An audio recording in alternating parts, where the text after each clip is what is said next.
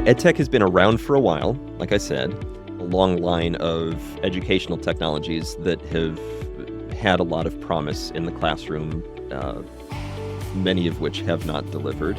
Why is AI different? Conceptually, I think the analogy that you've shared, Steve, about the bridge building is helpful for framing what the promise is of AI. And that's Right. yours, so you should share Fair it. enough. If we think back to the Roman era, they were building bridges with stone and mortar and concrete. And if you go to the 16th century in Europe, they were still building bridges that same way. And then all of a sudden, iron foundries were introduced during the Industrial Revolution, and capabilities emerged from this new material that enabled bridge design to evolve. And so at the beginning, my understanding, they were just using it as structural support. So they'd build their stone and mortar bridge, and then they would put little L-arms and other things bolted onto the bridge to just make them a little more reliable, a little sturdier, handle a little bit more weight.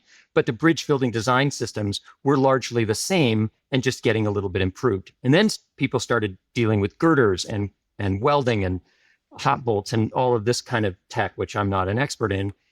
But they started building different bridges, and they started spanning much further, and they started carrying much greater weights. And all of a sudden now you could go across a river with, a giant freight train. And that was not conceivable in the old paradigm.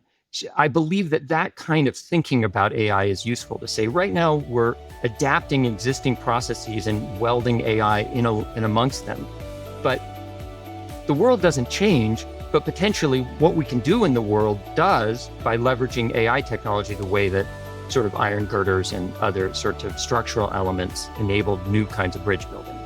But you still have to go from one side of the river to the other. That's still a problem that you have. So AI doesn't change the problems that we have as humans or anything like that.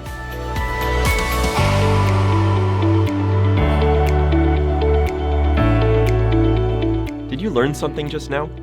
Get the full episode of Ways We Learn wherever you get your podcasts. And while you're there, we'd love to get your rating or review.